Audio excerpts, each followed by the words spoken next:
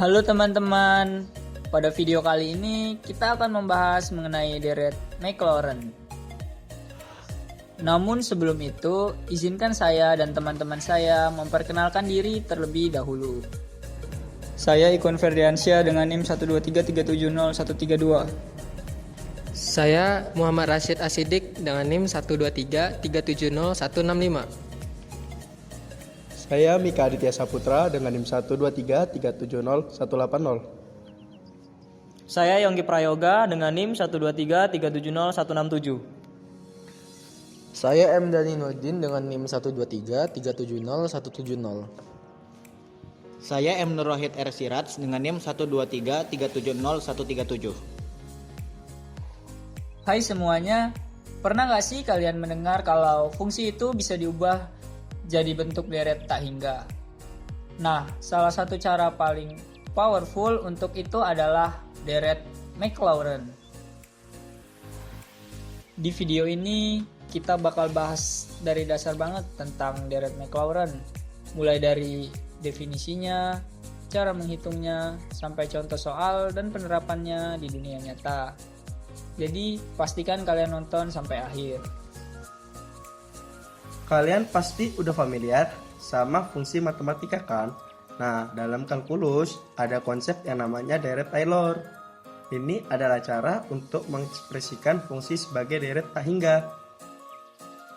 Tapi kalau kita ambil titik pusatnya di X sama dengan 0, deret ini punya nama spesial, yaitu deret Maclaurin. Daripada bingung, langsung ke contoh soalnya aja yuk. Nah, di sini sudah ada salah satu soal yang saya bikin, yaitu temukan deret Maclaurin dari fungsi f(x) dan sin x dengan syarat c dengan 0 dan x, atau c merupakan elemen 0 dan x. Nah, langkah pertama yang harus kita ambil yaitu kita harus mencari turunan dari fungsi kita, yaitu tadi f(x) dan sin x. Di mana saya akan mengambil turunan sebanyak 8 kali. Baik, kita akan kerjakan. Turunan pertama dari fungsi kita, sin x diturunin dari cos x. Turunan kedua, cos x diturunin lagi jadi min sin x. Turunan ketiga, min sin diturunin lagi, sin diturunin cos, dan turun juga min cos x. Turunan keempat, cos diturunin min sin, min dikali min plus sin x. Nah, kalau kita turunin lagi ke turunan kelima, maka akan ketemu cos lagi. Nah, di sini pasti akan ketemu min sin lagi, min cos lagi, dan sin lagi. Nah, di sini kita bisa lihat terbentuk suatu pola. Jadi kita samain aja di sini dengan f turunan kelima dari x fungsi kita tadi, sin diturunin dari turunan keempat diturunin lagi jadi cos x, maka dia sama dengan turunan pertama, berbentuk sebuah pola perulangan. Terus ada f turunan keenam, cos diturunin lagi min sin, sama kan min sin x, dan di sini turunan kedua. Terus f turunan 7 min cos x. Turunan ke-8 sin x. Nah, setelah kita temukan tadi kan turunan ke-8 dari fungsi kita yaitu sin x, langkah selanjutnya kita ambil yaitu kita substitusikan nilai 0 ke x dari fungsi kita. Pertama itu f(x) nya dulu, f 0 dan sin 0 bernilai 0. Nah, di sini terus untuk yang turunan pertama, mungkin di sini mungkin karena nggak kuat efisiensi anggaran ya. Nah, di sini kita hapus saja karena nilai turunan pertama dan nilai turunan kelima itu sama. Di sini sin x. Nah, terus diturunkan ke turunan kelima itu cos x juga, nanti membentuk satu pola perulangan. Kita hapus saja dengan yang sama. Sini, terus substitusinya f aksen 0 dengan cos 0. Cos 0 bernilai 1. Terus turunan kedua min sin 0. 0 bernilai 0 kasih sin 0. Terus kasih kita turunan ketiga min cos 0. Cos 0 itu kan bernilai 1. Di sini ada min berarti nilainya min 1. Terus turunan ke 4 sin 0 dan 0. Oke, setelah ini langkah selanjutnya yaitu kita mencari bentuk deretnya. Bentuk deretnya itu secara umum bisa kita tuliskan seperti ini. Fx sama dengan f c tambah f c kali dengan x. Terus ditambah lagi ini f aksen ya, f aksen pertama, turunan pertama. Terus turunan kedua dari c kali dengan x kuadrat dibagi dengan 2 faktorial. Terus ada lagi ditambah lagi. Terus ini akan berderet nanti. Turunan ketiga c x pangkat 3 dibagi dengan 3 faktorial dan seterusnya sampai turunan yang kita inginkan, yaitu tadi kita sampai 8 kali.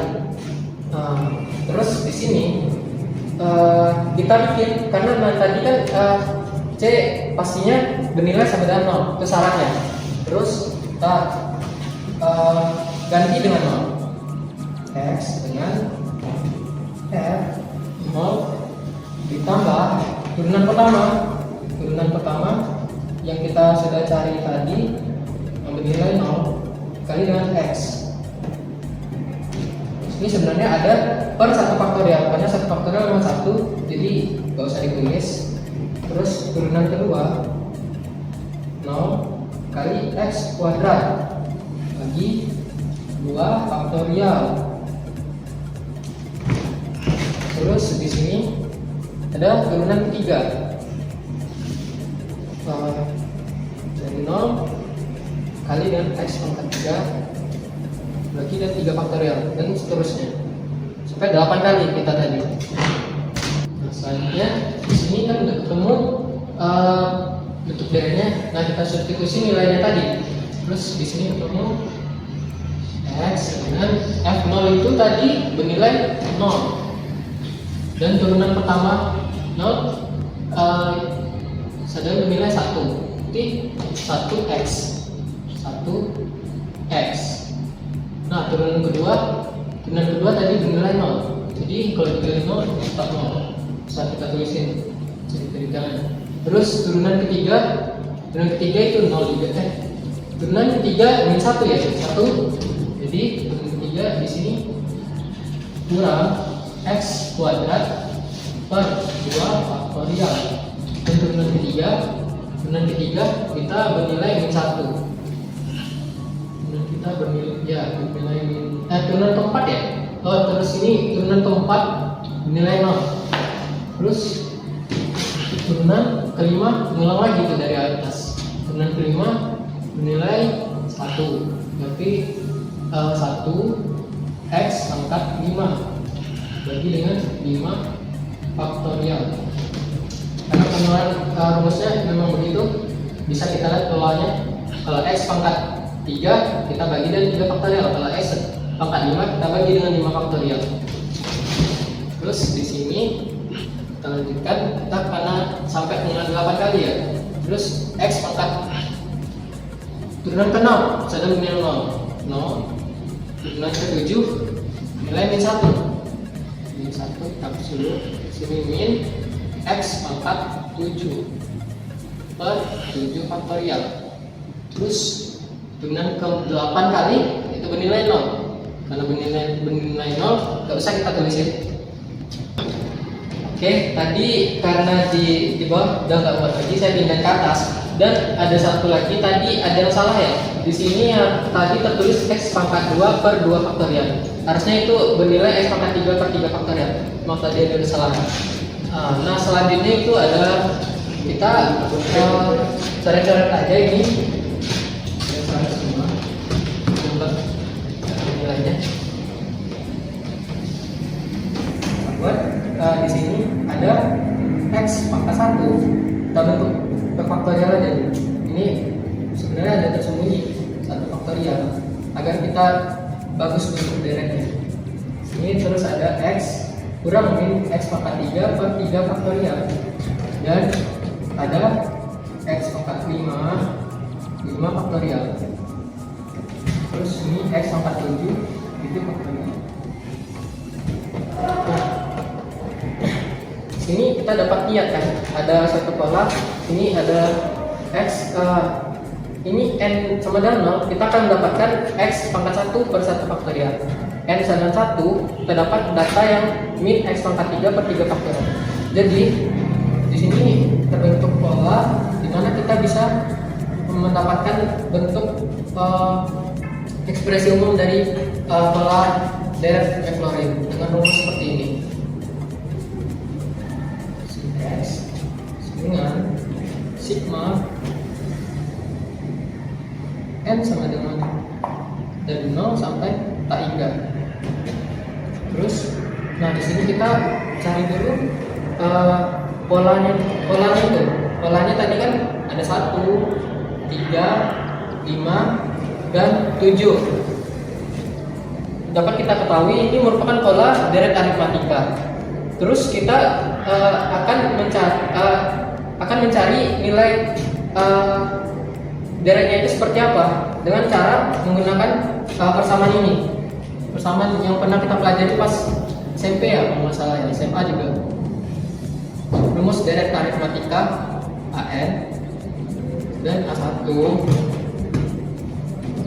ditambah N kurang 1 kali dengan D. D ini selisihnya ini berarti 3 dikurang 1 berarti D nya sedang 2.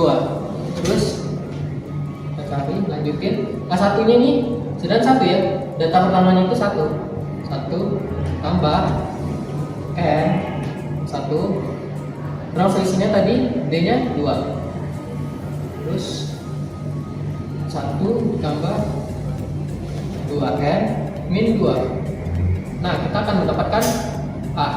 N itu 1 ini oh bentar, ini ada salah, sorry.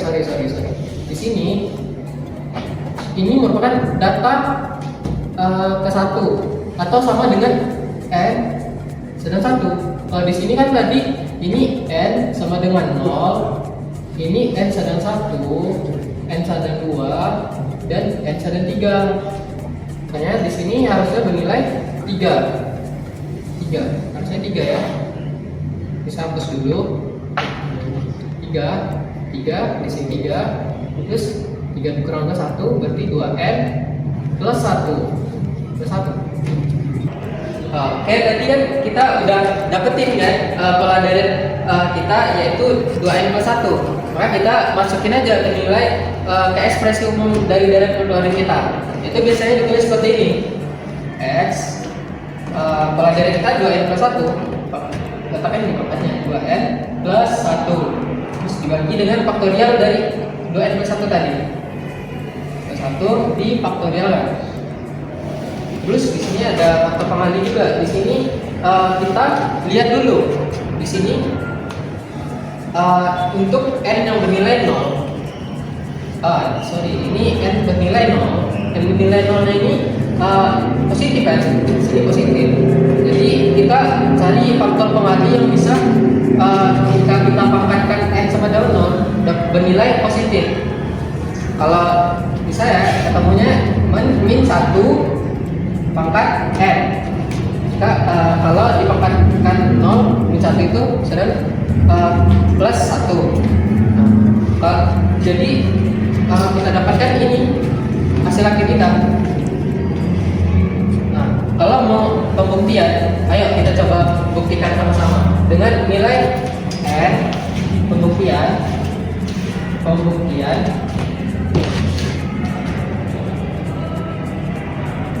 dengan n bernilai 0, 1, 2, dan 3. Karena kita tadi ada berapa data? 1, 2, 3, 4. Oke, 1, 2, 3, 4. Nah, kita substitusi aja.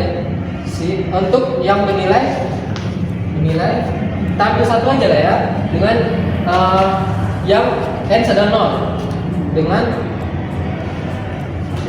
n sedang 0, substitusiin ke ekspresi umum kita, sin x dengan sigma n sedang 0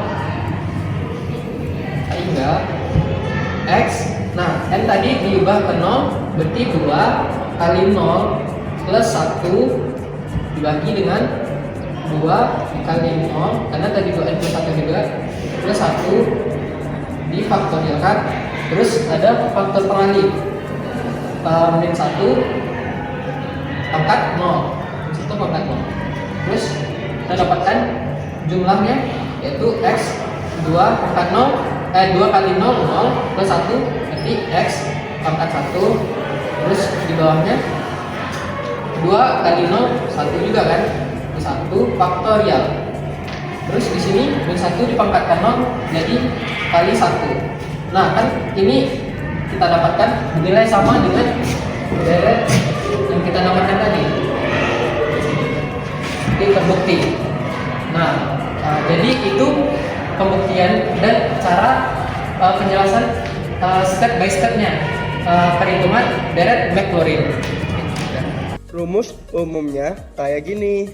Sigma data n dari 0 sampai tak hingga dengan fungsi umum diturunkan sampai n dikali 0 dibagi n faktorial dikali x pangkat n.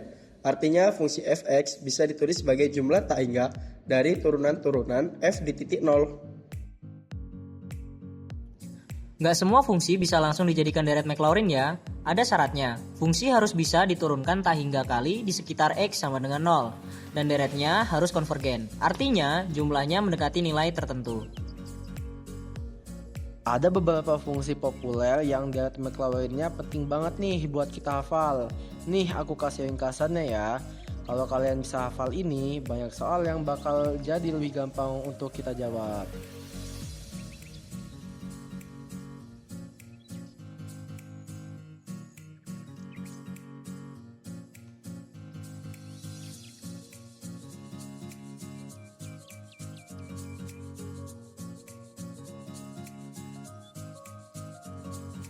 Terus gunanya buat apa sih? Banyak banget. Kita bisa pakai deret Maclaurin untuk menghitung nilai fungsi tanpa kalkulator. Cukup dengan beberapa suku.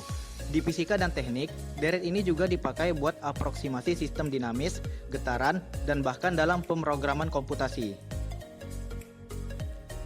Buat kalian yang pengen cepat paham dan hafal, kenali pola turunan tiap fungsi. Pakai flashcard buat hafalan. Misalnya pakai Anki. Dan yang paling penting, latihan soal. Coba kembangkan sendiri fungsi jadi deretnya. So, itu dia pembahasan lengkap tentang deret Maclaurin. Dari definisi, rumus, contoh, sampai penerapannya. Jangan lupa tulis di komentar fungsi apa yang pengen kalian coba kembangkan jadi deret Maclaurin.